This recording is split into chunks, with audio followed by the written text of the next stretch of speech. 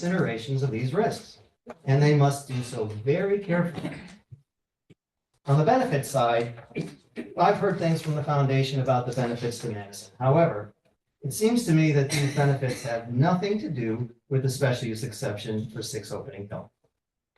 Foundation could provide these benefits regardless of the approval of the application. I've seen no benefit to Madison that derives directly from the special uses explained in the application. The Tremaine Foundation speaks about preservation. How about preserving the neighborhood as Burton G. Tremaine Jr. wanted it? Yeah. They speak about historical significance and restoration. Way before the Tremaine family owned the property, there was a working sawmill on this site. Bruce was sort of joking about this, but why are we talking about restoring that? It has way more historical significance to Madison than 1950s buildings built by a controversial, to say the least, architect. They speak about putting Madison on the map. Madison is already well known and doesn't need the potential infamy from being associated with Philip Johnson. I'd rather leave that to New Canaan. We're much better off being associated with Jacques Pepin.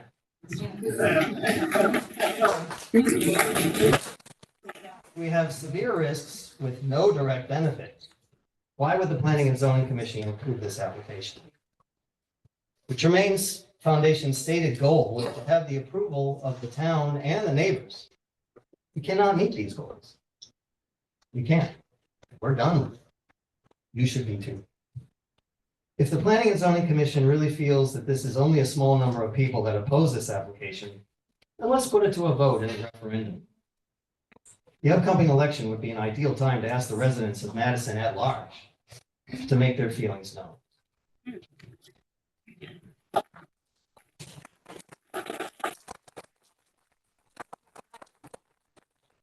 Roberta Lockhart, 24 Indigo Trail.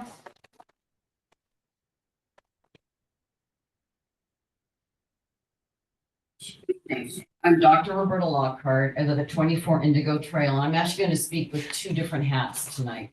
The first one is as a resident whose property abuts with the proposed changes at 6 Opening Hill. And that's in our backyard, and we have the most to lose. We've lived at this address for about 21 years, and we looked for 5 years to find a property that checked every box on our want list. And we picked a town that we thought was welcoming, that fit our ideas about community, where the townspeople meant something. We come from humble beginnings, my husband and I. He was impoverished growing up, and I had a blue collar family that I grew up in. And so this property is a culmination of years of hard work that we put into it. And so we were very content when we found the property on Indigo Trail. That changed on March 4th, when we received a mailing from the Tremaine Foundation outlining their plans for 6 Opening Hill. We were blindsided and dumbfounded. How could they think that they could do this? And why should their legacy trump ours and those of our neighbors? Never in my wildest dreams or my worst nightmare would I have thought that I'd be standing here in front of you today, fighting to preserve what my husband and I have created. It is surreal. And the stress of living with this threatening us has negatively affected our mental health and our physical health and well-being. And this cannot be minimized. To be forced to give up the serenity of sitting on our back porch, enjoying the Neck River and the sounds of nature in exchange for unwanted sights, smells, noise, and God knows what else will come from 6 Opening Hill is very infuriating. And before that you assume that this is an emotional response, you must realize that this goes beyond emotion, as our legal counsel has outlined. This is clearly a one-way street, in my opinion. $100 million foundation that comes bulldozing its way into our neighborhood, assuming that it will easily get what it wants. And that was a quote from the foundation's president in the CT Insider article, that she thought this was going to be easy. And that it wants, without offering anything tangible to the town of Madison or the many tax-paying neighbors. And the BDC proposal would make you think this is the best thing since sliced bread for the town of property. And the list of their reasons in their letter to me is, their letter of support is ludicrous, because you're talking about an emotional tie to the property. A foundation doesn't have emotions. People do, and that's proven by the over 300 signatures representing over 174 homes in the petitions that my husband proposed. These people have declared their opposition to the special exception use loudly and clearly, and we deserve to be heard and not minimized. And we've been felt disrespected and disregarded through this whole process from the very beginning, and we're not going to stand for it. So you have the petitions, and contrary to what the representatives of the foundations thinks, we do understand their intent. Right from the very beginning, so you don't really understand what we want. Let us explain to you, we are not stupid, and we do understand their words. And we've read and reread their proposals, and as my neighbor said, it still is not clear what they want to do.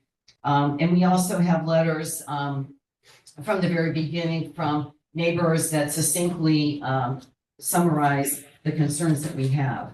I've read and reread their proposals, and I found discrepancies, lack of transparency, contradictions, and convenient omissions. I've read the minutes of meetings and endorsement letters. I've spoken to Foundation President virtually and in person, and I have learned much about zoning laws and regulations, more than I think any of us have ever wanted to learn. And all this combined with the discussions with our legal team and from knowledgeable, intelligent neighbors, I've concluded that the Tremaine proposal is flawed in so many ways, and I feel that it would be irresponsible to even consider their request and to go forward with this. So that's the hat that I wear as the neighbor. Now I'd like to put my physician hat on and kind of recap a few things that we have some frustrations with. So back on June 4th, we had, we meaning the physicians that live in our neighborhood, had composed a letter requesting that the meeting not be held in this facility because of lack of air conditioning. And that letter was signed by the physicians in our neighborhood. It was hand-delivered by my husband to planning and zoning, to the select woman, and to the town planner. And it was also emailed to them. And we got crickets. Nothing after that, no response to that. And then lo and behold, a letter came postponing the June meeting because of air conditioning. And I just want to quickly read, we are the group of local physicians that live in Madison and attended the previous planning and zoning meeting on May 16th. It's come to our attention that the air conditioning at the town hall may not be fixed in time for the upcoming June planning and zoning meeting. The May 16th meeting lasted more than 4 hours and the AC wasn't working, causing the crowded room to reach almost sauna-like conditions. The main room was at capacity, as was the overflow, and we were told that additional people had to be turned away. The room was extremely dangerous heat levels, especially for the more vulnerable residents that attended the meeting. They included elderly, pregnant women, children, and other with various medical conditions, all of whom were in attendance and deserved to be there in person. We had significant concerns about the heat level. We are deeply concerned for the next meeting where the temperature in June is likely to be even higher. We strongly oppose leaving the next meeting in the town hall, and we had it all signed. And like I said, we got nothing. So we've gone beyond that. So I have a petition here signed by a number of physicians, and I'd like to read the cover letter, and then I'll present the signed petitions, and then I'll be finished. Dear members of the Madison Planning and Zoning Commission, we are writing this letter as strongly concerned healthcare professionals who live and treat patients on the shoreline. As you know, Opening Hill Road is an extremely narrow and already congested road. Many residents walk their children in strollers and dogs on this road. Additionally, local children ride bikes along the road, and the Daniel Hand cross-country team runs along this road. The road is on a local school bus route, and some of us have unfortunately treated pedestrian and cyclists full-body traumas at the Goose Lane Emergency Department from accidents that have occurred on Opening Hill Road in this location. With the proposed increase in operations by the Tremaine Foundation, this takes an already dangerous situation and almost guarantees a terrible and, most importantly, preventable tragedy. We urge you to consider the safety of your citizens and children in the area and make the right decision of denying the Tremaine Foundation a special exemption request. Sincerely, Shoreline Healthcare Professionals. And there were,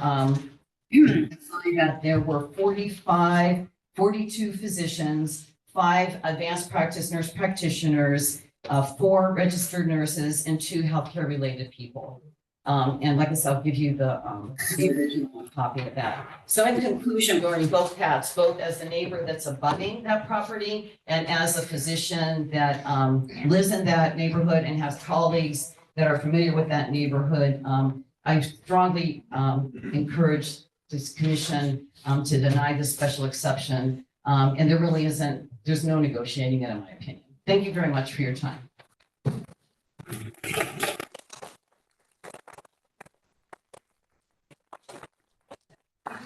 The letters, we read them, all the letters that are on file, we read them, we don't have to read them here. We don't respond to them because we are not allowed to have ex parte communications, even among ourselves, when there's a public hearing open. I just want to make sure you understand that, so you're not thinking that we're not getting the message. We are. Okay. Peggy Cohen, 5 Opening Hill.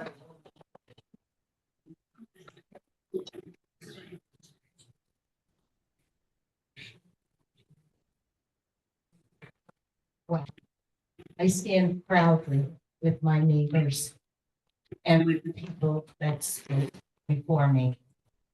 Thank you. Madam Chairwoman, Commissioners, well, just to set the record straight, my proper name is Margaret Cohen. My husband, Larry Lawrence Cohen, and I own and reside in 5 Opening Hill Road. Our property directly faces 6 Opening Hill Road. We are deeply opposed to this zoning exception. Attorney Pellegrino's presentation and the many articulate letters from our neighbors have outlined the legal justifications to deny the application. I share their well-documented concerns about safety, parking, and environmental issues. I'm not sure if you're familiar with 5 Opening Hill Road. Larry and I are grateful to be stewards of that historic house. It was our dream to raise our family, children, and grandchildren surrounded by like-minded neighbors in a tranquil, peaceful, 100% rural setting, not across the street from an event center. The applicant is saying their proposal will help our neighborhood, but actions tell a different story. For over 2 years, there has been little effort on their part to restore the estate they claim to have a cherished connection with. To look across the street and watch the decomposition is heartbreaking. Our historic property contains a beautiful pond known as Woods Pond. You saw it on the maps earlier, a waterfall, and a mill house. It was a working sawmill that we restored. Coming north on Opening Hill Road, it is a postcard moment. Yes, it is. The scenic view as you come over a narrow bridge on a winding road is enticing. For obvious reasons, as a concerned mom and grandmother, we have had to post no trespassing signs. Sadly, these signs are often ignored. This was blatantly demonstrated by Mr. Woods, chairman of the EDC, on Sunday, April 14th, the afternoon of their open house. Mr. Woods' trespassing was witnessed by my husband, Larry, and an on-duty police officer. We have serious concerns about the likelihood of the applicant's guests coming on our property, blocking the road, the driveways, and preventing access to our beloved home. In effort to protect the neighborhood and our investment, an offer of purchase has been extended to the applicants. This offer has still not been responded to. And as Bruce mentioned, we just wanted the board to know they have options. In conclusion, please, we need your support to maintain our neighborhood. We are tax-paying citizens. We are the families that support the Madison community.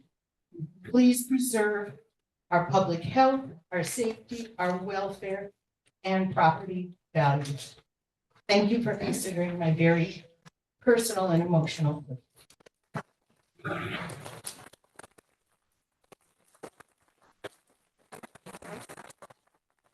Jeffrey Capone, 153 Nortontown Road.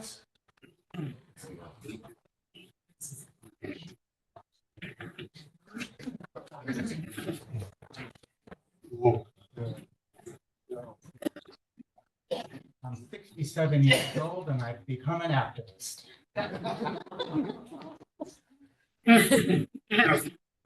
My family and I reside at 153 Nortontown Road, directly across 6 Opening Hill Road, and next to our dear friends Larry and Peggy Cohen at 5 Opening Hill Road. I've written to this board on numerous occasions. I'm going on the assumption you've actually read my letters. However, I do take exception to a number of the concerns that have been raised in the applicant's application. Putting Madison on the map. The applicant suggests their development of 6 Opening Hill Road will put Madison on the map is both condescending and insulting. Madison is on the map, and it's on the map for the lifestyles we're trying to maintain by getting this application denied. Actual art. For the applicant to suggest there is a pent-up demand to visit 6 Opening Hill Road to commune with a building that housed art some 40 years ago is absolutely delusional, if not absurd. It's been my experience over 67 years. When people wish to view art, they go to a museum. You'll find actual art there.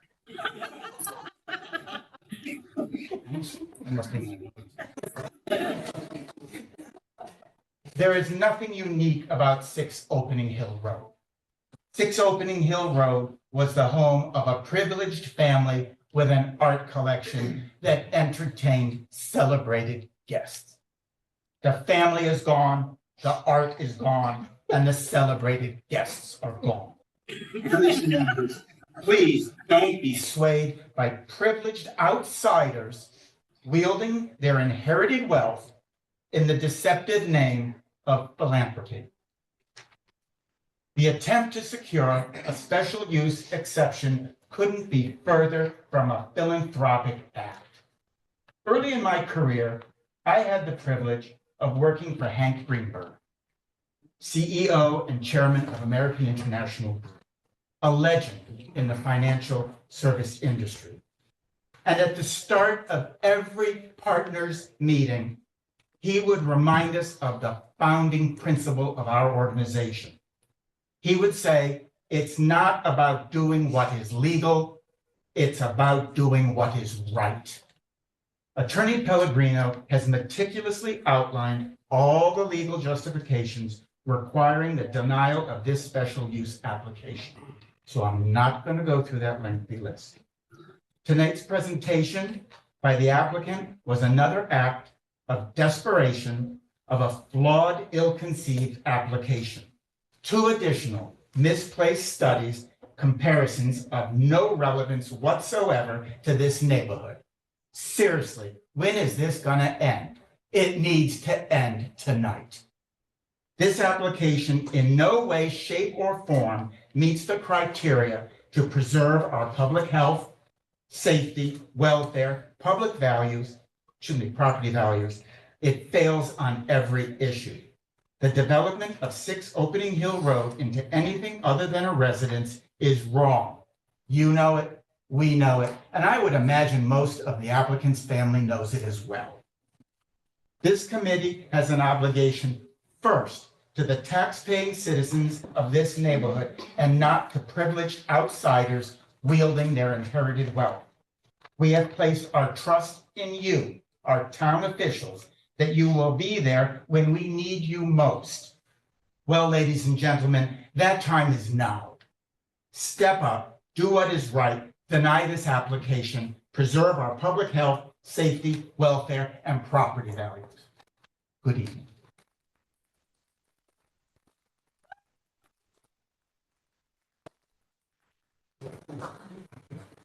Anna Fragla? Afragola.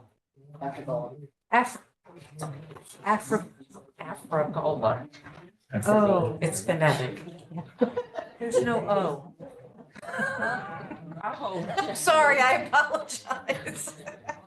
You say your name again, you get to- All right. I guess I should be an alias. Good evening. Is this working? Yes. Okay. Just hold it It's Ann. close. Hold it close. Hold it close. Ann Afragola, 51 Indigo Trail. Tough act to follow, my goodness. To let everyone know, we've been property owners in Madison for 47 years. We built our first house on Pheasant Lane in 1977. And we were one of the 5 original owners in Indigo Woods. We bought our property from Burton Tremaine through Burton Wilcox back in 1996. Numerous letters have been received outlining objections to clauses in the amended filing. And I based my talk tonight on the amended filing, and then the other paperwork came through within the last 24 hours. So I'll try and update a little bit as I go along. My objections basically include very specific demographic and geographic information not previously discussed or documented. In the amended filing under section 3, number 2, no street parking shall be permitted. That was talked a little bit, tonight in some regard, but this statement has crucial safety implications specifically for Indigo Trail. There are 10 homes on my street. Residents include 7 medical doctors, 6 elementary school children. 10 of our residents are over 65, of which 7 are over 70 and 1 is 80. The road can never be obstructed. In terms of it has to be an open lane of traffic to flow. So no street parking. I don't see how you can enforce that. The level of activity outlined in this filing, it just defies common sense. How can on the street parking, not occur? And to coincide with on the street parking, Indigo Trail is a cul-de-sac. And if I could show you quickly, on this map, our house is here. We're right at the end of the cul-de-sac. Okay, so when you come in, there's no outlet.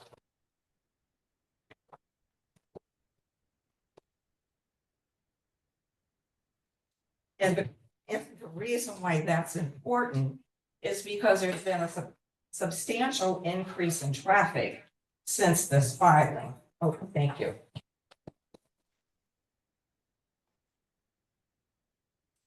And of course, they're turning around in front of my house. I can see it. There's only one way in and one way out. Even though there are little signs up on the street that says no outlet, if you're just looking to be a curiosity seeker, you're really not paying attention.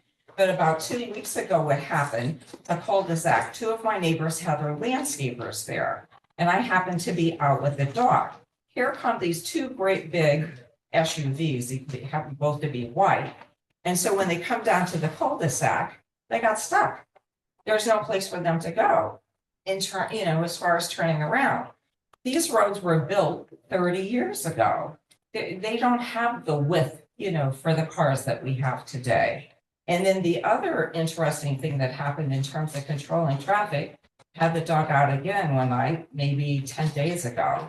We're at the end of the corner, we're Opening Hill and Indigo Trail. So 6 Opening Hill is right there at the house. So here comes another SUV, only this time it pulls into their driveway and it's 7:30 at night. So the curiosity seekers, I don't see how you can possibly control that. And this has nothing to do with attendance and activities at the house. And then going for the report that was submitted within the last 24 hours, the SLR report. In the evaluation for the recommendations, they said to have the Emily Hall Tremaine Foundation required to manage on-site parking using signage.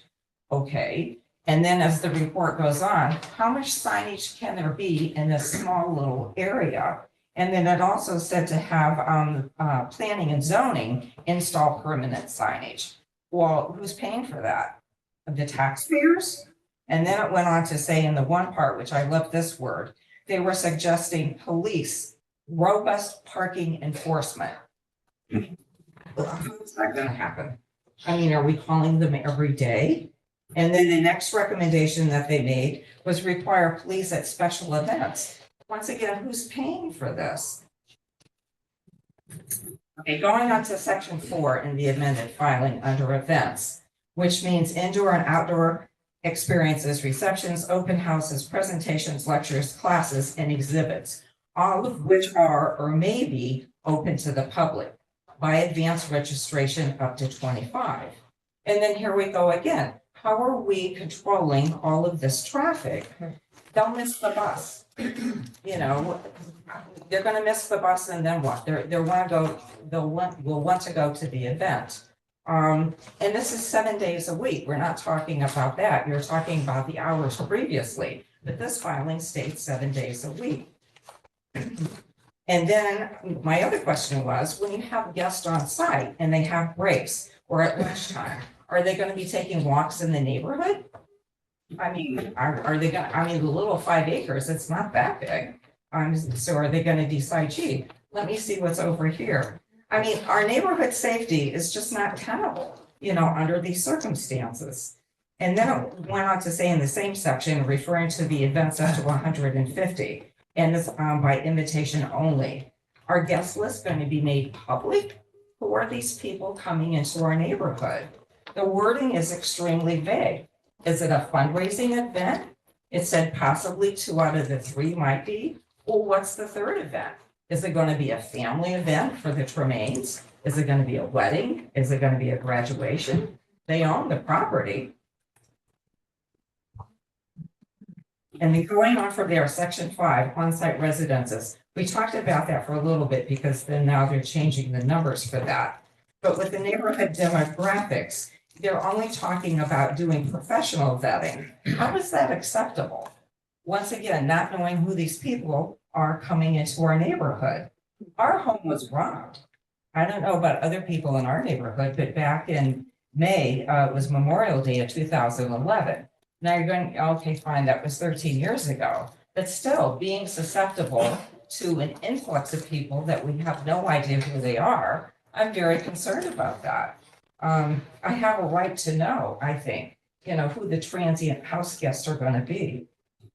Okay, and in regard to house guests, are they going to be allowed to bring their pets? Are we going to now have people walking their dogs? We don't have sidewalks. So if you're going to be walking your dogs, I mean, strangers walking their dogs, you're going to be walking your dog on our property. So that hasn't been discussed. And then the same thing, will the house guests then once again decide, let's go for a walk in the neighborhood? Bruce mentioned just briefly in terms of the number of nonprofits. I went today on GuideStar Inc. and found that there are 61 nonprofits registered in Madison. Not all of them are bricks and mortar. If this application is accepted, what legal premise is there to deny other nonprofits to buy homes and set up shops? You know, if someone's gonna say, you know, I had a tie to Madison, maybe my great uncle lived here.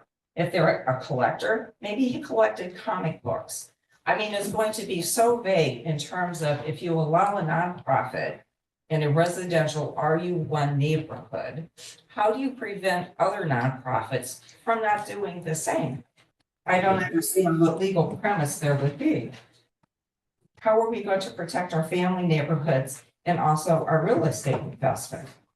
And then in conclusion, what I'd like to state though also is a special use exception is a contract.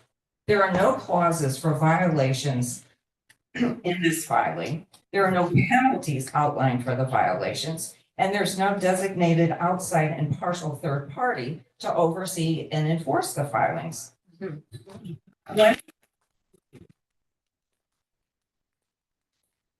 So when is a special use exception revoked? Are they ever? What guidelines do we have here? And I think in terms of being there are just no parameters here, to protect our neighborhood or the taxpayers. But also what about additional filings, which are planned, creating a larger venue? The reason all of these complications exist, this is a nonprofit business in an RU1 neighborhood setting. If it were in a business district, none of this would apply. Absolutely. We wouldn't be here. All of these complications, because they chose this neighborhood to set up shop, it would not exist. But that is a serious question in terms of violations of this contract. Who are we contacting? What's the follow through? What are the penalties? Can this be revoked? Thank you.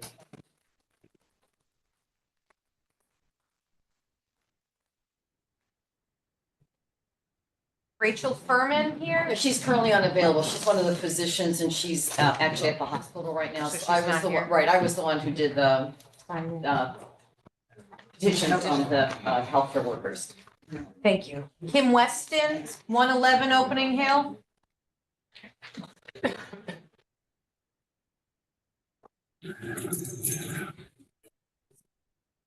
Hi, everyone. I'm an artist. I am at 111 Opening Hill. I am a Black Indigenous woman.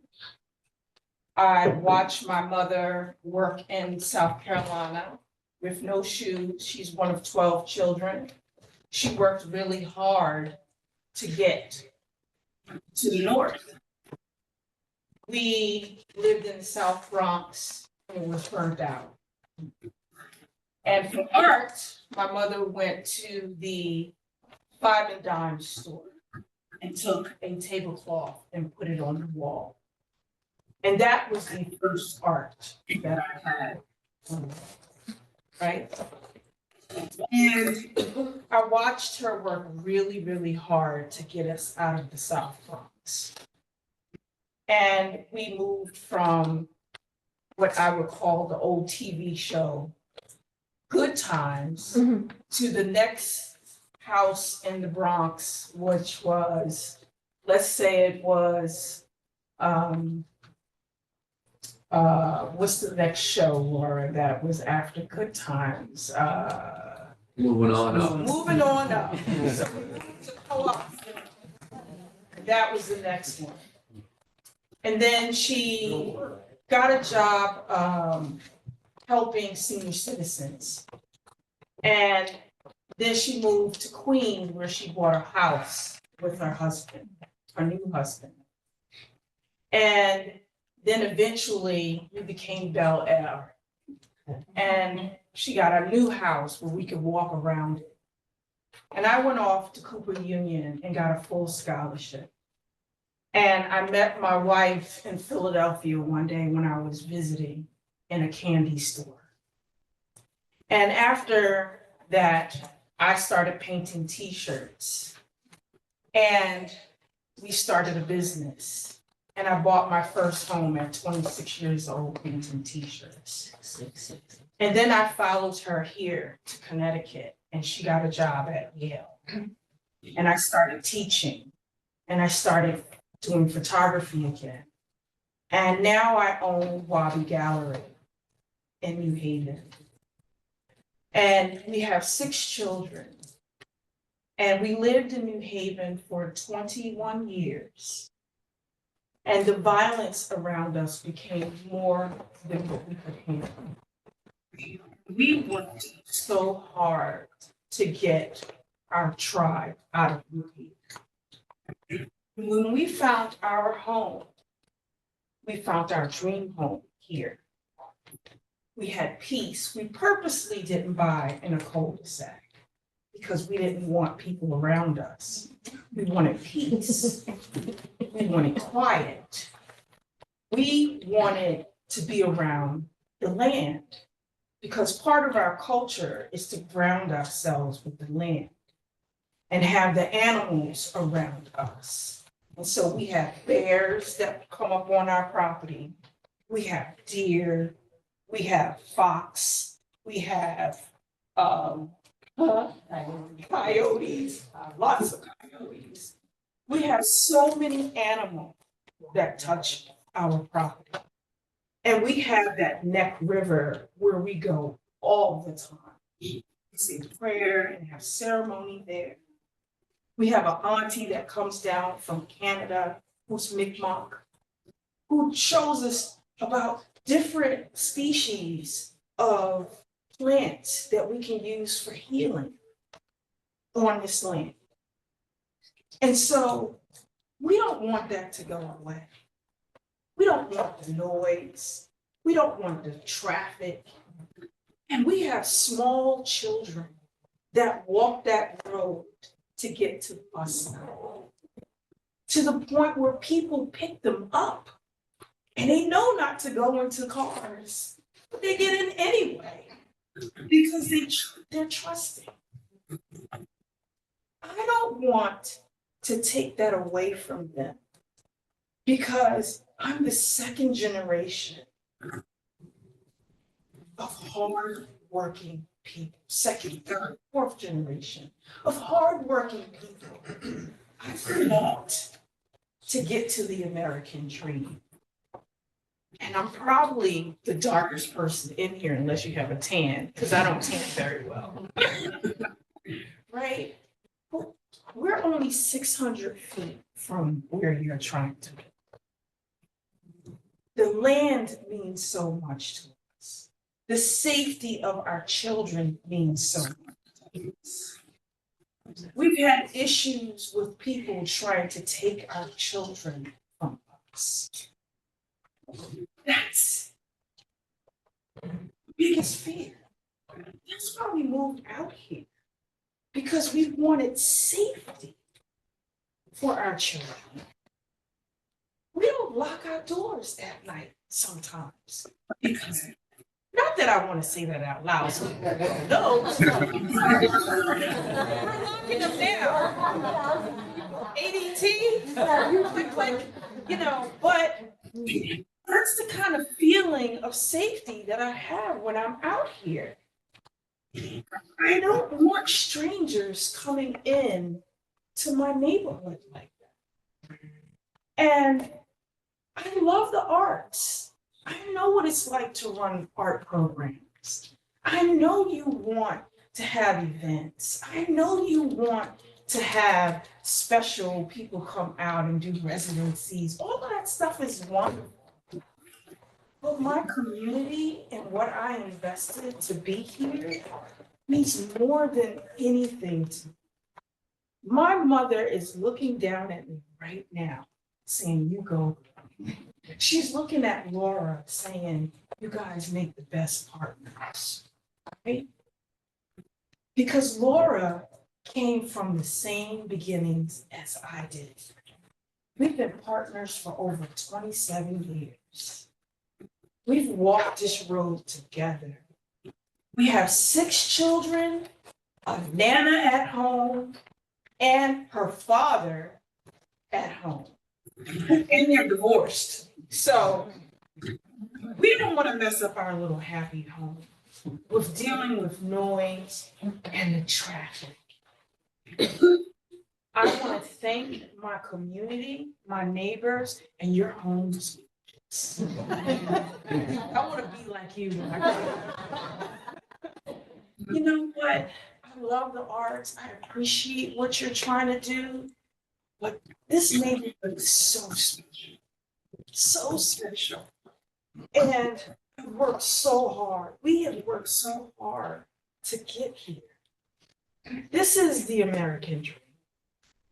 And Bruce and everyone in the community, they've really put their heart and soul in. Bruce comes from the same place as I do. He looks different, but he came from the same humble beginnings as I do. And I have so much respect for him. So thank you, Bruce. Thank you, community.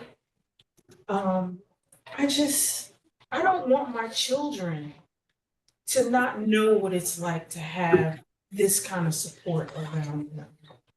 I think art has a place, but this community doesn't necessarily need it here. I didn't buy this home. We didn't buy this home to have an art center next to it. Not this close.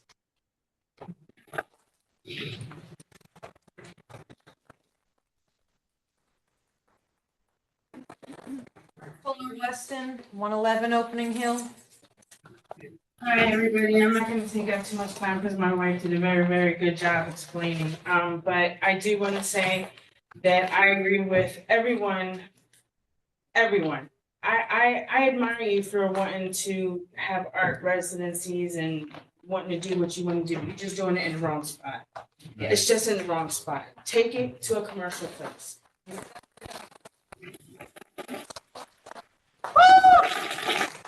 It would be a horrible foundation if you didn't grow. You need to come back here and you need to come to the commission and you need to tell them what you're going to do. That's what you said the last time, that you were going to come and tell them that you were going to grow. You were going to tell them what you were going to do for the following year going forward. If you're going to grow, you are not going to grow in that spot because you are limited in space. You're limited in what you can do. And you're also limited by the amount of, you do not have the support of the people around you. So you are fighting an uphill battle, and I'm speaking to you directly. They know how we feel, right? They know how you feel. But my 12-year-old son, who's this big, walks on a road that you're going to be having these buses go up and down, right? And there's no sidewalks, none whatsoever. And that's what I'm worried about. I talked to you personally on the phone, right? We had a one-on-one Zoom together, right? Because I wanted to know whether or not the people that you were going to be having here to have whether they're in residencies or having their experience of a lifetime, and your building, having their artwork experience, if they were going to be vetted, right? Because children don't need to be exposed to things that they don't need to be exposed to, right? My job is to protect them, and I'm a mama bear, right? So I'm going to protect. I need to know. And if there's a problem, you're not going to be there for me to come knock on the door to say, hey, guess what? We have a problem and we need to talk. And you haven't told me yet who your point person is going to be. So that when I come and knock on that door and say, hey, we have a problem, is it going to be a different person every time? Or are you going to have somebody there 365 to say, we're going to handle this problem right here, right now? That's not my only issue. My issue is the parking. My issue is that narrow bridge. My issue is the traffic going up and down. My issue is that you have not even attempted to address the wetlands that are there. And the fact that all of those beautiful animals you are going to disturb. I'm Native American, and that is my #1 priority on my land. I honor my land first. We have gardens, we have orchards on my land. That's what I teach my children. That's what we're here to do. We are caretakers of this land. Not one of us here, not one of us in this room owns anything. We are caretakers of this land. And the sooner everybody realizes that, the sooner we will start taking care of our planet better. Okay? So the fact that you haven't even addressed the wetlands and the fact that you're going to have all these people, even if it's 1 time a year, 3 times a year, 12 times a year, however many times a year, with the big events. Okay? Because we can talk about the little events, but the big events are the big problem. The big events that you're going to have all these people and all of that waste and all of that food waste and all of that fried grease waste and all of that other stuff, where's that going to go? Where that Neck River is right there, those wetlands are right there. You know, do you know how many deer bed down in your backyard? Do you know that there's a bear that lives back there? Because I got pictures of him on my deck. That's a mama bear. That means that there's cubs around. There's a lot of things that you don't know because you don't live there. But we live there. And that's why I would like you to really take consideration. Really think about taking your great idea and moving it someplace else.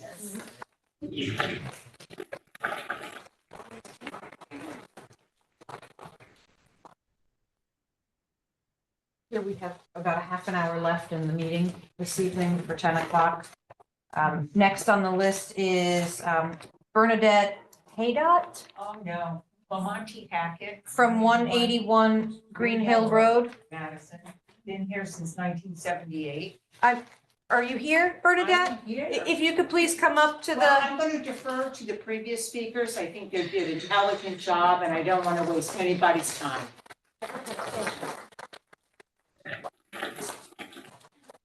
next on the list is John Bodrin from 188 Opening Hill Road.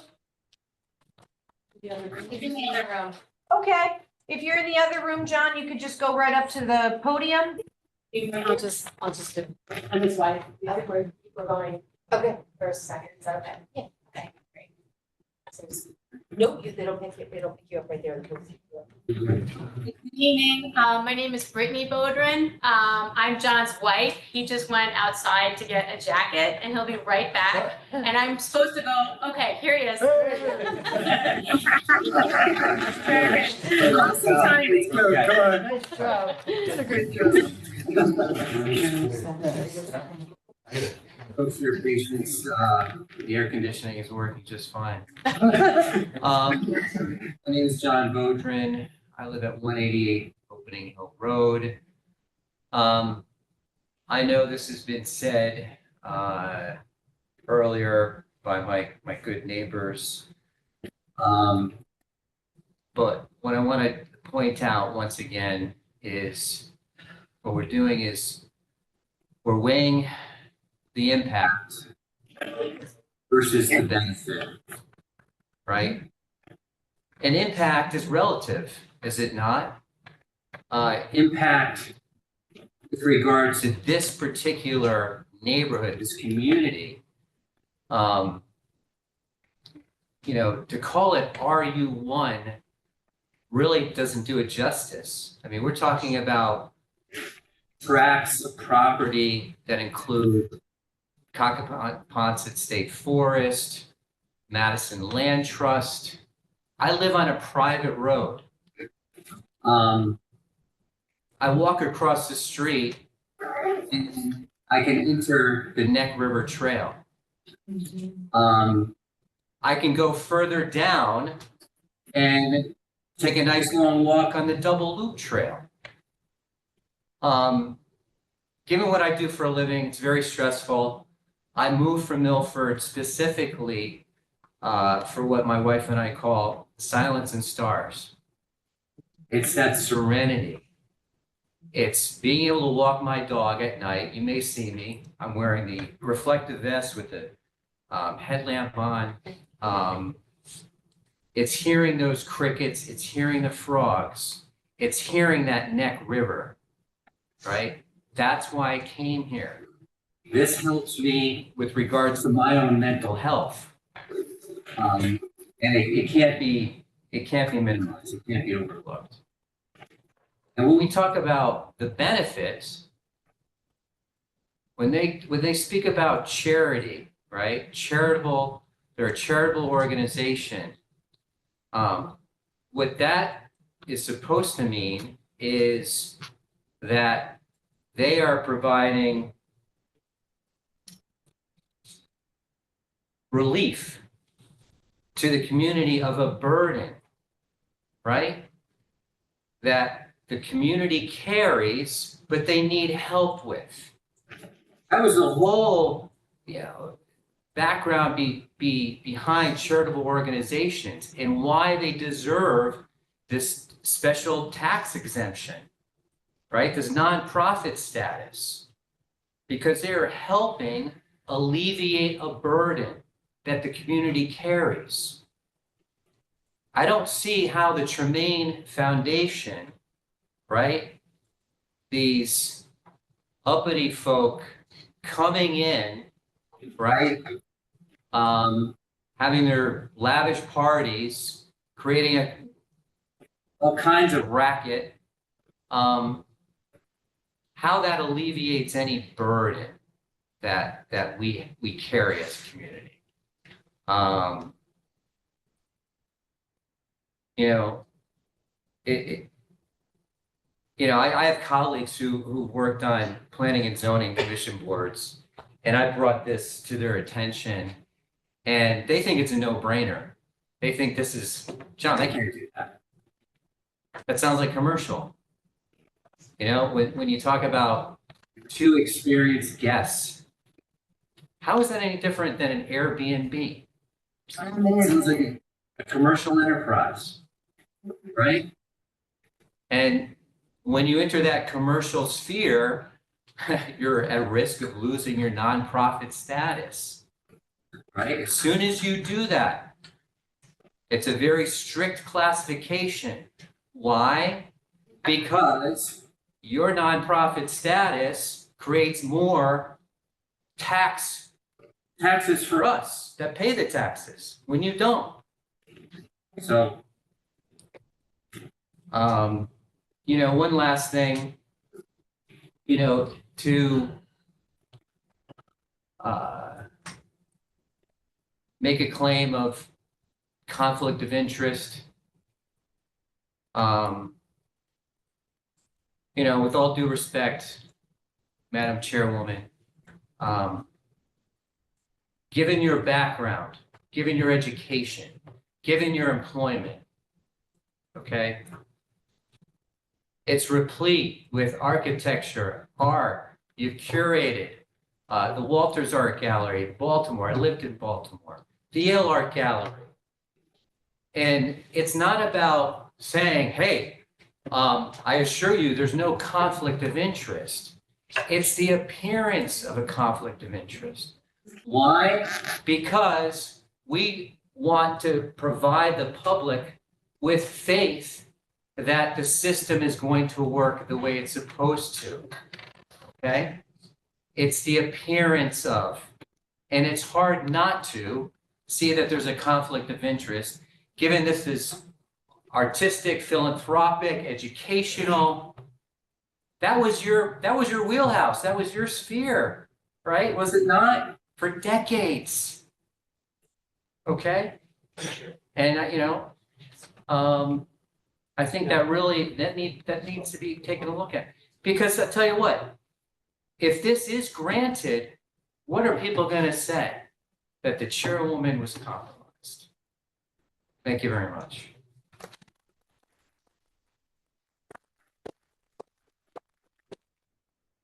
Brittany Bodrin, you're next.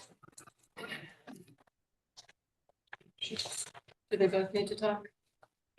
Sure we do. For being fair. Okay, good evening. My name is Brittany Bodrin. I live at 188 Opening Hill Road. I'm a Madison resident, a mom, and a public school English teacher.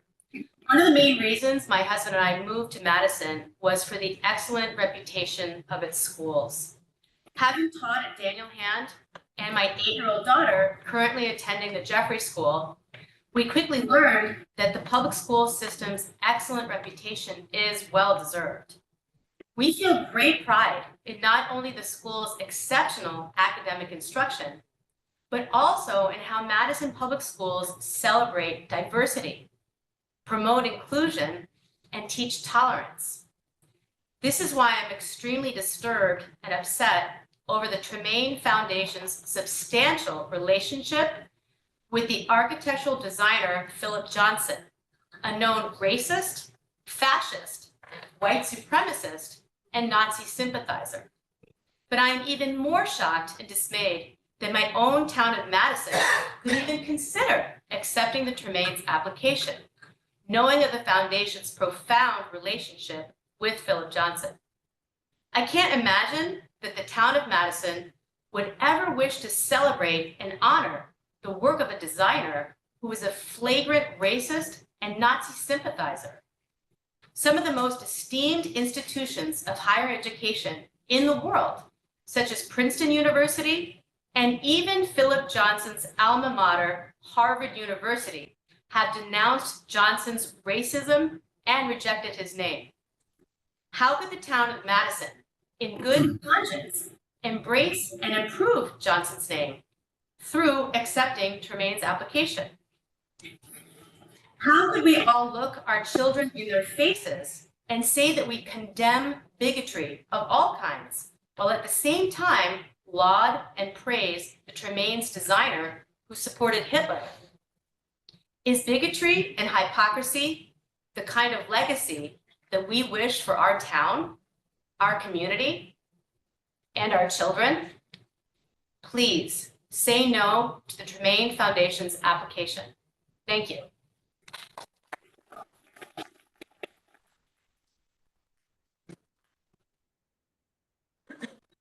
Nancy Sutherland, 25 Beaver Pond Road. Here. I didn't plan to speak at all tonight, but I'm very moved by everything that has been stated by the residents that live nearby and are my friends. I love this area. I live fairly close on Beaver Pond Road. I've been here for 40 years. I'm very much interested in the outdoors. I love this area of conservation. I'm on Neck River at least once a week. For COVID, I walked every one of the 22 land conservation trails, every trail on that. And I specifically love this particular area. So I asked the board to consider things that are very practical, such as that water and the flood zone. And will the flooding cause the water to be contaminated? What kind of protection is being taken to assure that any of the waste that's going to be generated in this concentrated area is, taken into account? I only know anecdotally messages about ledges and how there were some factors that weren't taken into consideration. And I would like to be sure that you have the forethought to really examine some of these more technical issues that would harm the environment. And of course, I agree with everybody said. It's a lovely community, and I'm so very happy to hear all your great comments. That's it. I have Francis family and then Laura Francis. Is there an individual?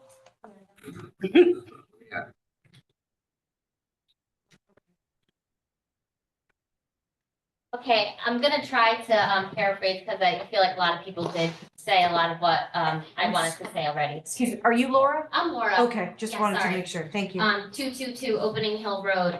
We've lived here for 10 years. We have 4 kids. 2 of them are with a babysitter. Second, because we want to be here. It's really important to us. I'm a teacher. I'm very involved in several nonprofits in Madison, such as the PTO co-president, Girl Scout troop leader that just got the accessible beach mat installed at West Wharf. And I'm on the board for Peace, Love, and Accessibility. I know what it means to volunteer, to follow a mission statement for the greater good of the organization and our town. I vote in every election to trust that those elected, appointed, do best for their constituents. I am grateful to all of you on this board for volunteering your time to be here for the greater good of Madison. And I ask you to please listen to your constituents that this application directly negatively affects the residents' quality of life. I am disheartened by the feeling that many of you on this board may be against the residents of Madison, starting with the limited access to this meeting in person. It is my hope that you do not accept this application and stop wasting more of all of our time, similar to our neighbors at the Ledges, who had to take the ruling all the way up to the Connecticut Supreme Court to get their ruling overturned. And please protect the Madison residents, as many of you claim you are, and keep commercially zoned areas commercial. Okay, this is a commercially zoned project, which it really feels like it is, not like the nonprofits I've been a part of with what they're trying to do. Stop with these special exceptions that are wasting a lot of our time and resources. Can you imagine what all of these people, the money, the time that they've spent on this, could have spent better use to making Madison more better in other ways? And this, and I know you asked to not have it be brought back to the architect, but it is important. Can you imagine our kids being like, well, why, mommy, why is that, what is that place for? Well, it's for art. Well, what kind of art do they have? Well, actually, they don't have any art. You can just imagine the questions that come with this, and I totally agree with everything Brittany said. And I do think it's important that we do consider that, because this is a choice that we're all making if we accept this, to allow that to be part of the exception.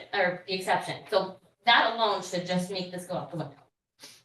In addition to all the other reasons everyone has highlighted, please remember you cannot enforce these rosy stipulations that they're trying to say they're going to do to accommodate everything we're asking for. This is a slippery slope, that's going to just keep us in a state of stress and anxiety to police these neighbors who have no real investment other than monetary to our town.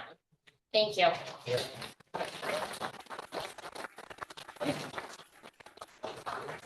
Ted McMahon, 33 Winter Hill. Oh, that's Kyle's Oh. stuff. He's the other Francis family. I'm sorry. What's your name?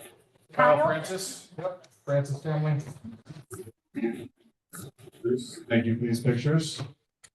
Kyle Francis, 222 Opening Hill Road, Madison, Connecticut, right down the hill from the dilapidated 6 Opening Hill that the Tremaine family has not touched since they've owned it. Waiting for a special approval, but has sentimental value, right? Right. Okay, so let's start off. Show of hands. Who wants their kids to go to school, a great school in the area? Everyone raise their hands, even Tremaine family. Who wants their kids to go to a great school? No. Sure. Who wants their kids to go to a dilapidated barn from a disgraced architect with no art in it? Please raise your hands. You could keep the sarcasm down and get to the point of what you're trying to say. Yeah, make a statement about the project and application versus, Okay, we've heard from a I'll get lot to of my- people already. appreciate your comments. I'll get to my background. 20 years in finance, and that financial evaluation that I just heard is the biggest joke anyone in this room has ever heard. That was filled with sarcasm. To compare this project to 3 schools in the area and also compare the appraisal values over the last 2 years is an absolute joke. Every single person in Madison has had their home value increase over the last 2 years. It has nothing to do with the country school. It has nothing to do with Hand, and it has nothing to do with the proposed project from the Tremaine family. This will decrease everybody's home value in Madison, Connecticut. What is the basis of your statement? Where do you have the information? Mike, we don't need to. Yeah, we don't need to. I thought you couldn't ask questions. Right.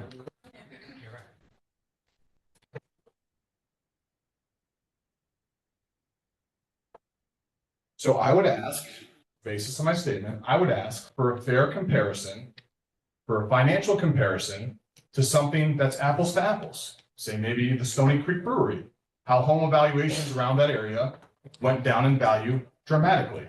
Because the country school was here when everyone moved in. And because everyone loves the country school. And because the country school doesn't have 12 parking spots that are being put in people's neighborhoods that are gonna flash lights in their yards. That decreases home values. So I would ask the board that we have a study done on a real comparison, not 3 values in an area that are not comparable at all. That's what I would ask. Lastly,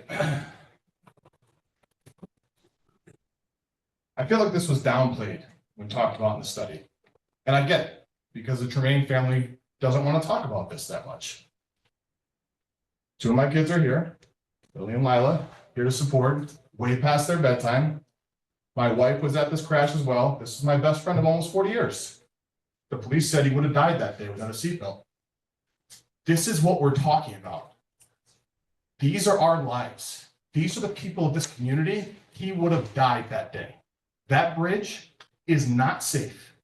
It's not safe for them to say they're going to put in some extra guardrails. That can't be policed. They're just changing their application every single time they're asked in one little way to get their foot in the door. And that's not right. This should have already been denied.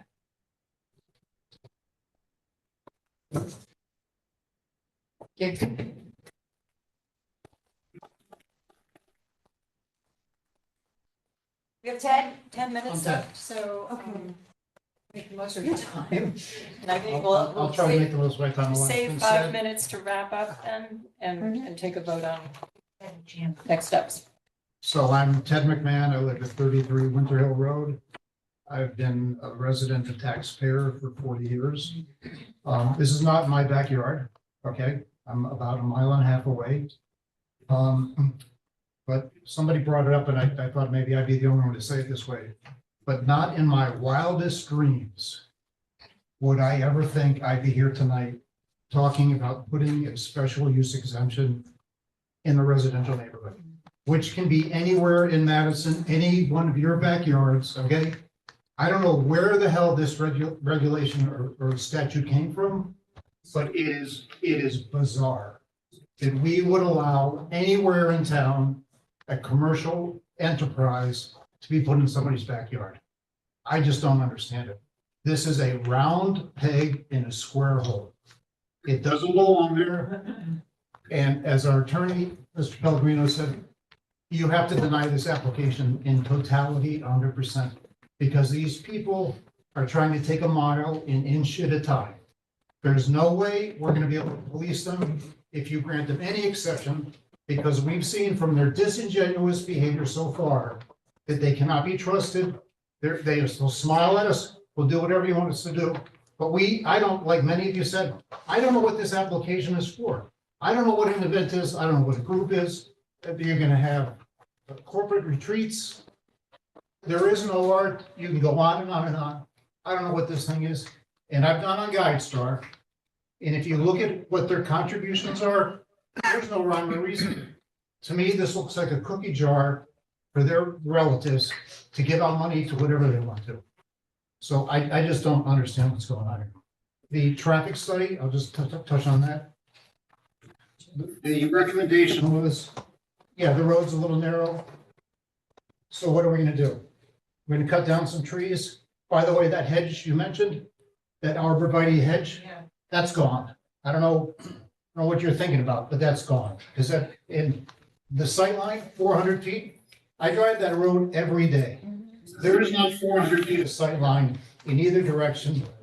And I gotta tell you, I'm surprised the average speed is 39 miles an hour. There is no way you're gonna be able to get buses and cars to be moving in and out of that driveway as proposed. And the bridge, the guardrail. So what are we gonna do? What did they recommend? We're gonna put guardrails on the inside of that bridge. So now instead of a 21-foot bridge, it's gonna be 20. So once again, it doesn't belong there. Round peg in a square hole. I'm done. Please do your jobs here. And despite what the attorney, Mr. McKeon, said, you do not have to approve this. He said that the last meeting. He told you, you don't have to approve this. I'm sorry, you have to approve it. Very sorry. You have to approve it. No, you don't. That's why we're all here, to hear the good and the bad about this. And the bad is so much worse. So thank you for your time.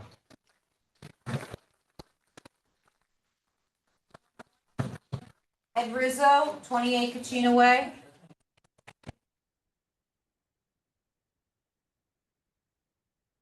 Guess we saved the best for last. I'll only take 20 minutes. 2 minutes. 2 minutes. So I'll make it quick. Obviously, we strenuously object. Ed Rizzo, I live at 20 Kachina Way. We applied in the back of Indigo Trail. We lived there for 8 years. So I have 2 children. One just graduated from Daniel Hand, and my daughter is going to be a sophomore. They play in the neighborhood. They use the streets. The idea of a couple of different things just to talk on, but just to talk about as a parent, the idea of transient individuals with no background checks, unaware of who these people are, coming in, not knowing who our neighbors are any longer, not knowing who is around my children. Very disconcerting. Not when we moved here. We moved here from New York. We moved here for the peace and quiet, and we moved to this beautiful neighborhood, and really because of the Cohen's house, really is why. So thank you, guys. Just beautiful. And we want to live here for the rest of our lives. But I can tell you right now that this project is very disconcerting for, obviously you can hear it, but certainly for me as well. I want to make sure it's expressed. Someone just asked the question, how do we know property values will go down? I think it was you, Michael. I don't think you need an appraisal degree to understand that if you had a listing for a home next to an event center with events that are going on till 10 o'clock at night with loud music, I also heard there's no noise pollution. I don't know how that's even possible. I don't know how we're not going to have additional lights in an event space that's going till 10 o'clock. It's pitch black in our neighborhood, pitch black. So I'm confused. I continue to be confused. I think some of the commissioners have been confused. How our property values wouldn't be diminished. It's just common sense. They would be, period. We have an obligation to protect the individuals who have made that investment. So that's one of the pieces, and obviously the traffic and safety we talked about. So those are the two primary things I just want to talk about. I think the traffic study has been discussed, but I mean, just to show you, I mean, this has been shown, but I'll show you another example of it because I was there right after Bruce arrived. But this is a pedestrian. This is someone riding a bike who, probably missed being killed by minutes when he came down the street right after the car flipped over. So this is the street we all live on right there. It's right in front of the property. So it's a very, very severe, it's a very serious issue. And this is all the traffic study that should need to be done to protect our children, to protect our property values. We implore you to do the right thing, reject this completely. So thank you guys very much for the job.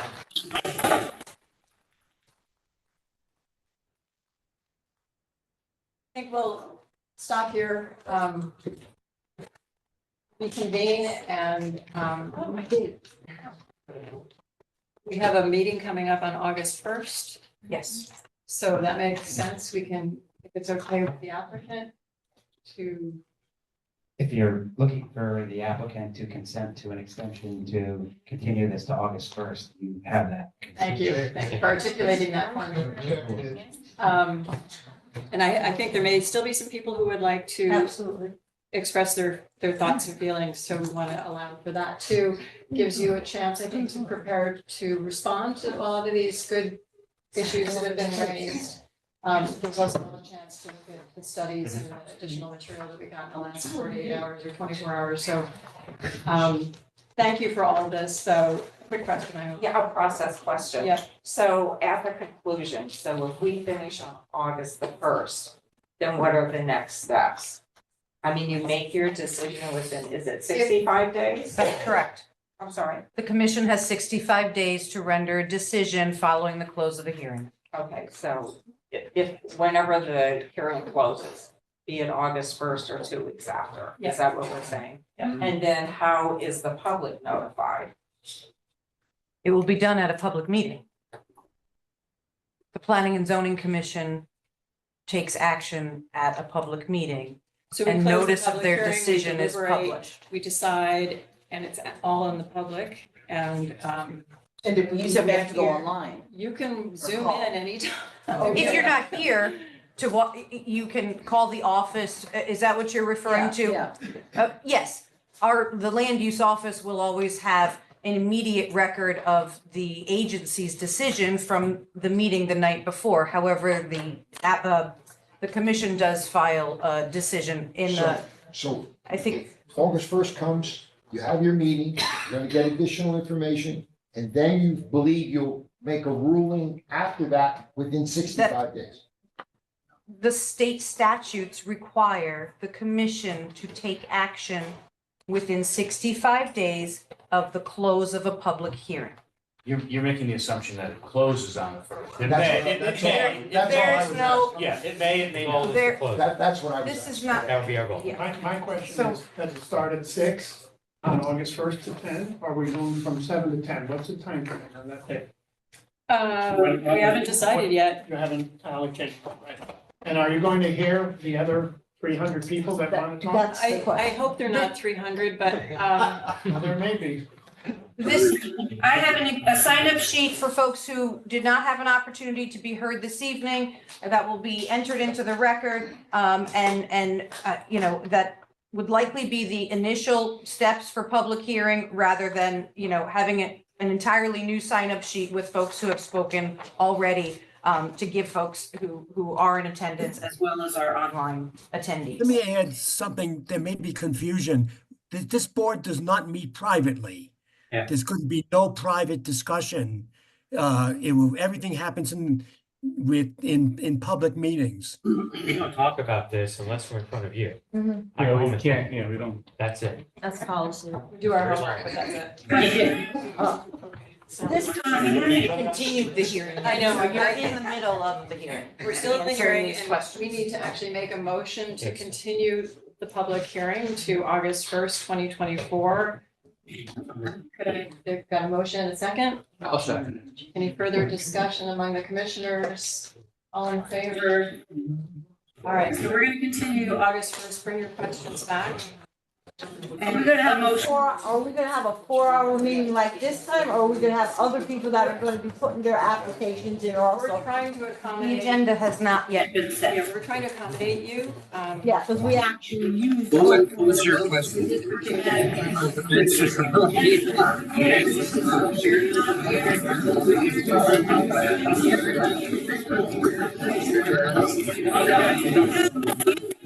Sorry, I was like in the zone. I just, yeah.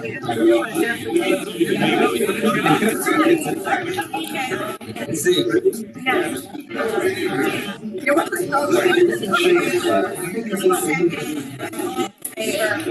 I gave her the green light.